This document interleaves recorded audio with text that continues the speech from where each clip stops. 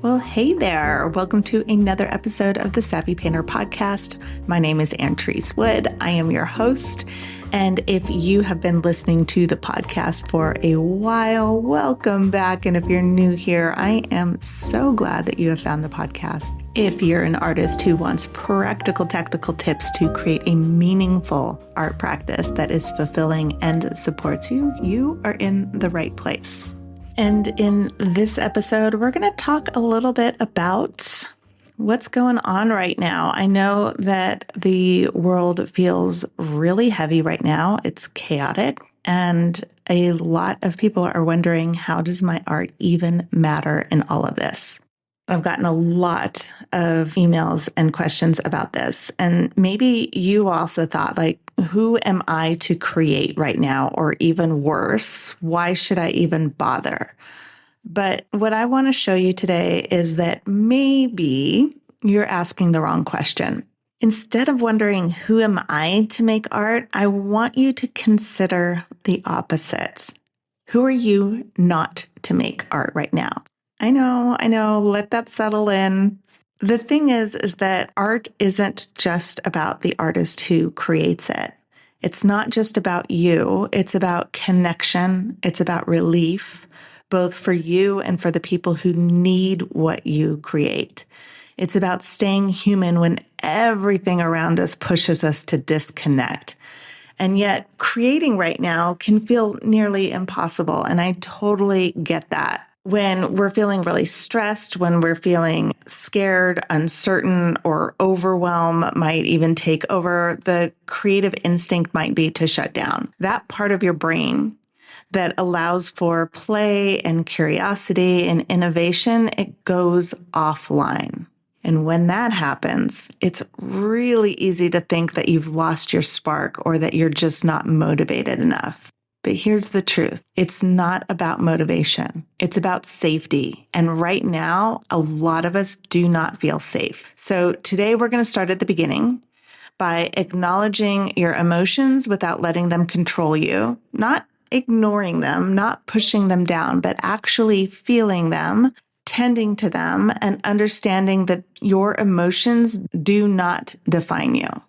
Because until you do acknowledge that, creativity is always going to feel just out of reach. This is how we make art when it feels like the world is burning down, not by forcing ourselves through it, but by grounding ourselves first, by remembering that art is more than a transaction. It's more than likes and sales. It's a way of being in the world. It's a way of understanding the world, making sense of it. It is how we connect. It's how we process and how we fight against isolation. So if you are feeling stuck right now, or overwhelmed, or if you're doubting the point of making your art at all right now, stay with me. We're going to break this down together because now more than ever, we need your work. Recently, I was coaching an artist and she came in just feeling overwhelmed and discouraged and frustrated and uncertain about what her role is in this world. Like, why should I even bother creating work right now? And it really struck me. We had a long conversation about it and I was able to help her through this, but she's not the only person that has come to me with this recently. There is just this heaviness. And I know that all of us are feeling it, or almost all of us are feeling it. And she asked me, how do you do this? How do you show up in your studio? How do you show up in these coaching sessions, seemingly unbothered by it all? And that couldn't be further from the truth. So the truth is, I am equally disturbed and sometimes outraged and furious at what I see going on in the world, in the United States, in our government, in exactly what is happening right now, and just watching everything unravel. And it does feel overwhelming. So the first thing that I always do is I might rage against it. I might internally or externally experience the same emotions that you might be feeling about what we're seeing happening in the United States right now. And this isn't just impacting the United States. I'm in another country. I'm watching this from afar, and I'm watching how this is all impacting other countries and our relationships with other countries. So I'm bringing this up just to sort of name what is feeling so heavy for a lot of us. And a lot of us are feeling a lot of really big emotions, huge ones, just to put it lightly. So step one is always to acknowledge what it is that you're feeling, acknowledge your emotions without letting them control you. And this isn't about being a machine. This isn't about being mechanical. This is about being as human as you are. Feeling the feelings, sitting with yourself and allowing the emotion to be there and then to pass through, because that's what gives you options. That's what allows you to decide with intention what you want to do with this. And we're going to talk more about this later, but it never helps to ignore or dismiss what you are actually and truly feeling. That is what causes, I think, bigger problems and what shuts you down with your art. And listen, I know that some of you want to believe that your art doesn't matter right now. I don't want to force you to believe differently, but I do want to introduce the possibility that you are mistaken when you have this thought that my art doesn't matter. So that's what I'm going to focus this episode on. I want to focus on how to ensure that you are feeling supported in and of yourself, that you are supporting yourself, that you are having your own back while it feels like everything is so heavy and so big. And also so that you have the energy to be a part of the solution, be a part of helping other people, be a part of bringing in the love and the goodness in this world. So there is the temptation, of course, to feel overwhelmed by it and to feel discouraged and to want to believe that your art doesn't matter, that it's not making a contribution. And I want to invite you to consider the opposite. What if my art does truly matter? And to genuinely understand this, I think it helps to pull back the lens and to look at your art, look at what you're creating, look at your studio practice, look at this experience that you're having from a different location. We naturally are self-centered. And I realize that the phrase self-centered has very negative connotations, and it very often gets confused with being selfish. So let me quickly explain what I mean by that. We naturally consider the world and our circumstances through the lens of our own self and our own self-interest.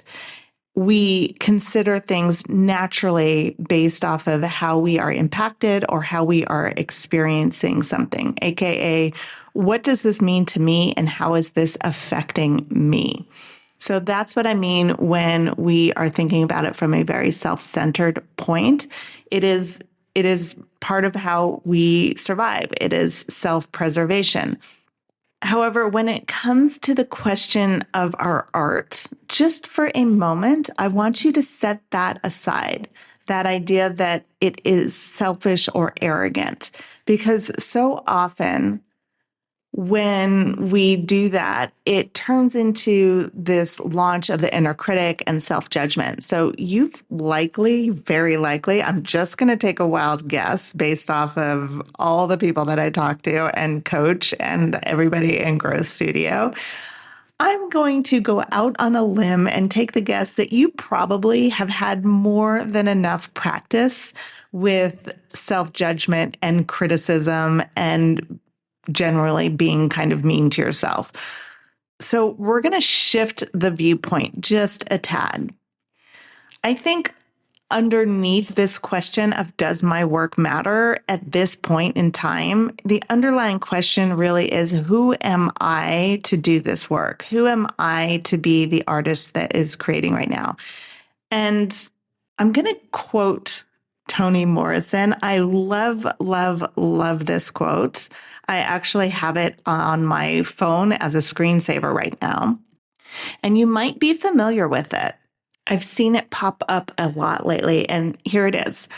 This is precisely the time when artists go to work. There's no time for despair, no place for self-pity, no need for silence, no room for fear.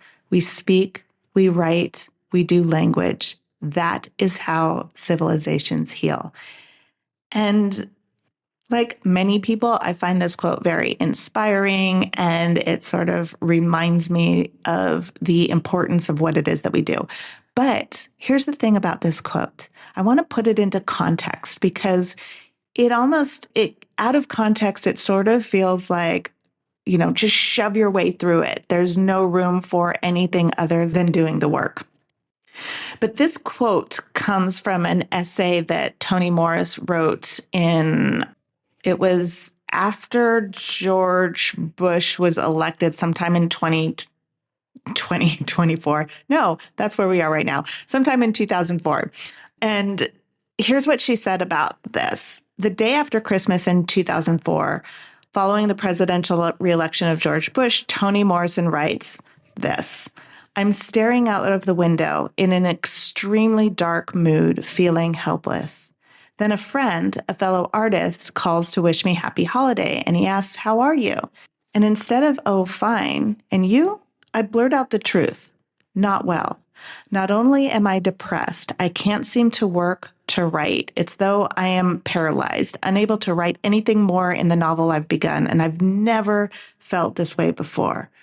But the election, I'm about to explain with further detail when he interrupts, shouting, no, no, no, no, no. This is precisely the time when artists go to work, not when everything is fine, but in times of dread. That is our job. So Toni Morris continues saying, I felt foolish the rest of the morning, especially when I recalled the artists who had done their work in gulags, prison cells, hospital beds, who did their work while hounded, exiled, reviled, pillared, and those who were executed. So Toni Morrison then reflects even further on it, and that's when she comes to this conclusion, when she adopts what her friend said to her and says, this is precisely the time when artists go to work. There is no time for despair, no place for self-pity, no need for silence, no room for fear. We speak, we write, we do the language. That is how civilizations heal. And she continues, I know the world is bruised and bleeding, and though it is important to not ignore its pain, it is also critical to refuse to succumb to its malevolence. Like failure, chaos contains information that can lead to knowledge, even wisdom, like art. So I wanted to read that whole thing. I know that was a little bit long to be read to, but what I think is really important about this is it shows the context of when she said that she was having doubts herself, that she was experiencing many of the same emotions and feelings that I know that a lot of people are experiencing right now. And that's the conclusion that she came to. And it was another artist who helped her get there. This is why I wanted to quote this, because I think it's so important that this feeling that a lot of us are having is absolutely human. And I would be sort of worried if you weren't having it. Also, how important it is that we lift each other up and we support each other, especially right now. Speaking of which, when I want to give credit where credit is due, when I was trying to research this, where exactly Toni Morrison had written that or said that, it took me a while to track it down. And it should be no surprise to me because I love this website, and it is The Marginalian. Maria Popova is an incredible writer. It's her website. She's been doing this for decades and decades, and there's so much incredible content on there about writing, about thinking, about creativity, about art. It's just chock full of goodness. So I just wanted to acknowledge that that's finally where I tracked down the context of this Toni Morrison quote, and also shout out to Maria Popova. If you are not familiar with that website, I would highly suggest that you check it out and get lost in it. It's so much fun, way better than scrolling on social media, especially right now. Okay, back to our topic at hand. If you're struggling to make art right now, you are not alone. And as Toni Morrison says, this is exactly the time for artists to create. Your art is not frivolous. It's not pointless. It is absolutely necessary. So by the end of this episode, you're going to know exactly how to reconnect with your art and why your work matters, especially right now. So the first thing I'm always going to recommend is that you acknowledge how you're truly feeling, just like Toni Morrison did, right? The impulse is to say, I'm okay, I'm fine, when truly that's not the truth about what's happening. And when we shove our emotions down or deny them or pretend that they're not that big of a deal, I guarantee you, they will come back up to bite you. So first thing to do is to acknowledge that and calm your nervous system down. Be truthful about what's happening inside you and directly tend to that part of yourself with love and with patience and with empathy and with understanding. A lot of times when we are feeling anything negative, we want to avoid feeling it, or we want to pretend like it doesn't matter. And that never works. You might legitimately be in a place where you need to take it slow and easy with your art. And that might look like simple sketchbook play just for the joy of it. When you are activated and stressed and overwhelmed, it's nearly impossible to be creative. The part of your brain that allows you to do that, the part of your brain that allows you to play and to innovate and to be curious and creative, is completely offline in support of what your brain thinks is going on. Those emotions that we just talked about, right? So allowing yourself to take deep breaths and calm your nervous system down will bring that back online. It's not the moment when you're feeling triggered or when you're feeling activated or when you're feeling overwhelmed to be aggressive with yourself. That is exactly the moment to be empathetic and sympathetic to what you're feeling and what your needs are. And I know a lot of you will think, because this is the typical objection to being softer with yourself, to being sympathetic, to being empathetic. And that is, oh, but I've been pampering myself for too long and it's time to get to the important work, all the big grand ideas, the giant series, whatever it is that's been on your mind. You will get to that, and you already are getting to that. Sometimes you have to slow down in order to speed up. If you're feeling that high stressed energy, that sort of graspy feeling, it is the signal that it's time to slow down. I know it's counterintuitive, but until you deal with that, your creativity won't be there for you. And this doesn't mean that you need to spend weeks or months in a cocoon and hiding from the world. You can change faster than you think when you connect on a deep level with your authentic self. And I should note that there's a big difference between slowing down to hide from yourself and slowing down to connect with yourself. So what I'm talking about here is slowing down to connect with yourself. So in order to make art when it truly feels like the world is burning down, you need to first calm your nervous system down. Be truthful about what's happening inside you. Directly tend to that part of yourself with love and with patience and empathy and understanding. Impatience, I think, and what I found is often avoidance, because what is underneath that is we want the result without having done the work.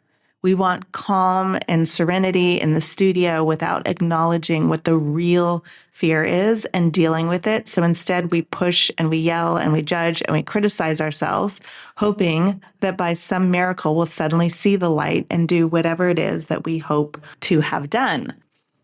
But we're never going to feel good about the work that we create until we understand on a deep level how important the work is that we're doing. Because otherwise we're just going through the motions and putting paint on a canvas. That is exactly the piece that is most often missing. And that is exactly why so often you feel like what I'm doing doesn't matter. It's because you're not seeing how your art connects us all as human beings. And isn't that what we need more of right now in this epidemic of disconnection and isolation and self-aggression and aggression towards other people? It starts with the artist. When you connect with yourself, when you lose the self-aggression, you do the work to build trust in yourself so that you can experience the safety and security that only you can bring to yourself. And then you can share that with your community and the people around you, also known as your collectors. So the reason it feels so hard to create the work right now is because a lot of us are not feeling safe. And if your primary needs seem to be in jeopardy, then you're triggered and your fight, flight, freeze, fawn response will kick in. The not creating your work or the avoiding your work, that's the freeze response. And you're not alone in that. The biggest resistance is to tend to yourself, to create your art, to connect with your friends and neighbors and community and collectors. The biggest way that you can resist what is happening right now in the world and in the United States in particular is to tend to yourself, to create the art, to create your art, to connect with yourself and then connect with your friends and your neighbors and your community and your collectors. This is how we spread that community and love. It's the opposite of what has divided our communities and our neighborhoods. However big you see that neighborhood, it could be a few houses, it could be a few blocks, it could be a state, a country, a hemisphere, the entire globe. That's your neighborhood. And it starts with us. We are the change makers, and now is not the time to stop making your art. This is how we support ourselves and our neighborhood and our community. Hate wins when we give up on our humanity, our expression, our sense of safety, and our sense of self. So protect that at all costs in your own studio and then share it with the people around you. Make your art the sanctuary that fulfills you, that connects you back to your core self, that connects you back to love. That is why your art is so important, because it does all of that. And when you give yourself that safety and you give yourself that trust, you are infinitely more capable of helping other people. You might be inspiring people, you might be actively doing things, you might be in and out, but regardless, maintaining your own sense of security is the first step. Everybody has a role to play.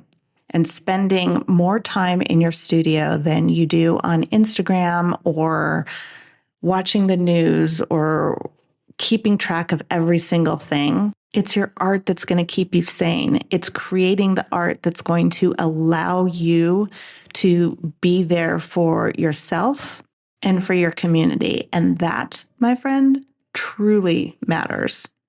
You provide a sanctuary for yourself, and you also provide respite for other people, a rest, a break, a reminder that we are human, that we are empathetic, that there is beauty in this world, that there is love in this world, that we are still human beings underneath it all.